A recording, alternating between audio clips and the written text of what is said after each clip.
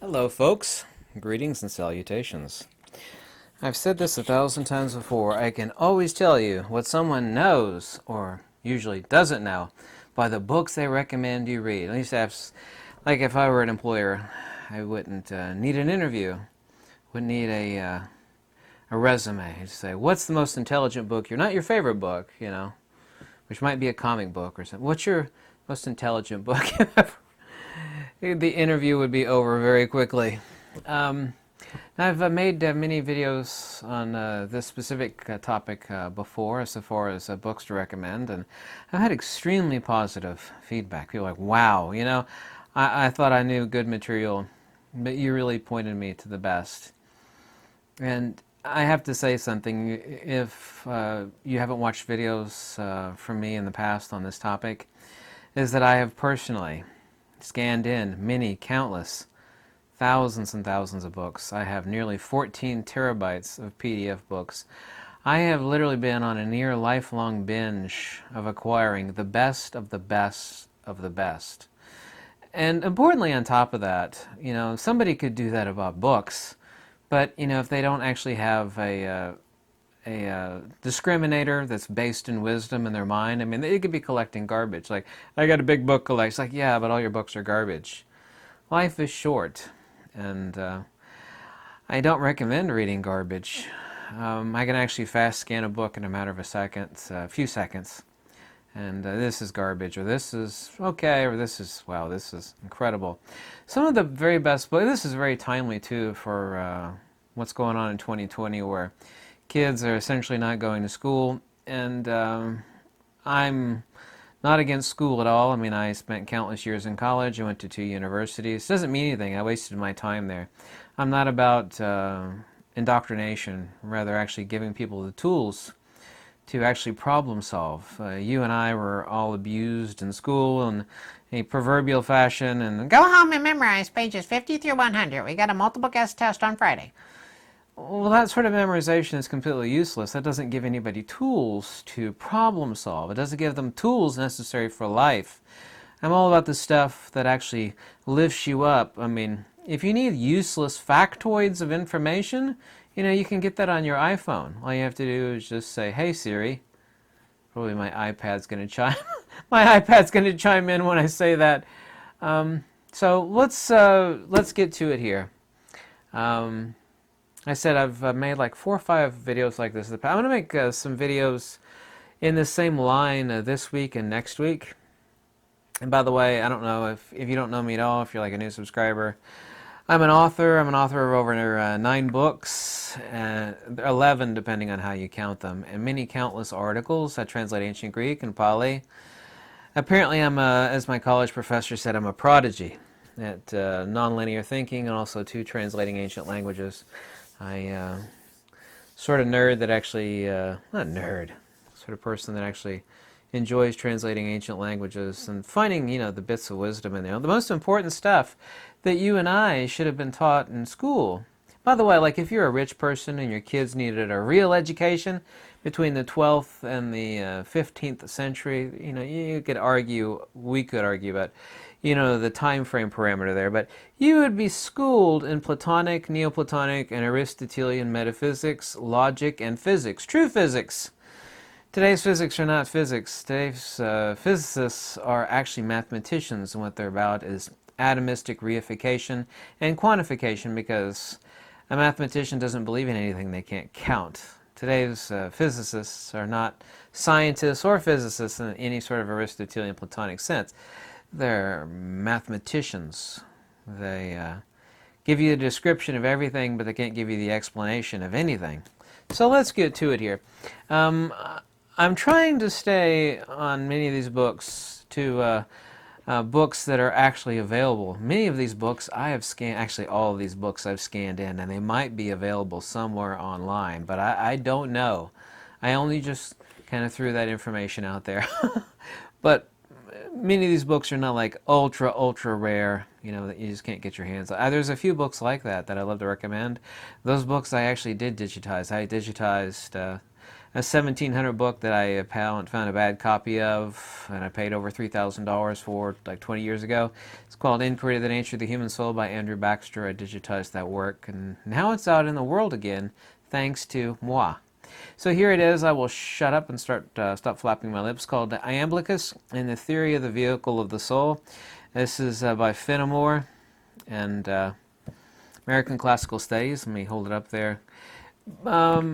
Key books are ones that not where you're reading and thinking a little bit, where your mind is being engaged. If you're actually reading this work, and there are more than a few Greek notes in this, but if most of you, obviously nearly all of you, don't know Greek, it's fine, doesn't matter. It's about getting your mind to engage the dialectic and actually build the toolbox inside your head so that you can problem solve. And also to argumentation. Argumentation is not literally fighting. People have no idea what true argumentation is. It's about being able to immediately discern fallacy and concept reification and countless other bandwagon fallacies galore from people of modernity. This is a really, really great book, and it's extremely pithy. Everybody should actually have this book. My foremost book is the Enneads of Plotinus. Unfortunately, all translations are inept, except for that of Thomas Taylor, the most prolific ancient Greek translator who ever lived. Unfortunately, that is an incomplete copy. Thomas Taylor's translations from the ancient Greek to English would be about literally 9 feet tall if you actually laid the books on their side like this. The guy was just a brilliant genius, but even Plotinus was too hard for him, meaning he only got part of the way through it. He's like, I give up. But what there is translated is extremely good. You can find cheap copies of that. So here we go. It's the Iamblichus and the Theory of the Vehicle of the Soul. I give this extremely high recommendation. Now there's on Aristotle's Metaphysics, and I'm not a fan of Aristotle, not really. This is not about Aristotle. It's commentary on Aristotle's Metaphysics. So even though I'm not a fan of Aristotle, and there are really only 4 books out there from the ancient Neoplatonic scholar Syrianus. This is on Aristotle's Metaphysics 3 through 4. There's also 13 through 14. And there's also, I forget the author, another book on Syrianus. But anyway, this one's been reprinted. There's like cheap copies available online. It's just from Dominic O'Meara and John Dillon also. There's hardly any Greek in this, so it won't pose a problem for any of the rest of you. The nature and mechanics by which your brain is structured, and I do mean this literally, the nature of which your brain is structured to think in a logical, analytical, dialectical fashion and problem solve by reading material like this, it cannot be overestimated. It's absolutely impossible.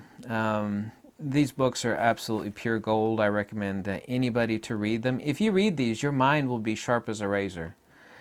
And you just can't just read it and have your brain off. I mean, it doesn't mean you actually have to be burning smoke between your ears, but these books are absolutely incredible. So get 3 through 4, and 13 through 14 is the other book. This is a publication from Duckworth of Dillon and O'Meara's translations of Syrianus.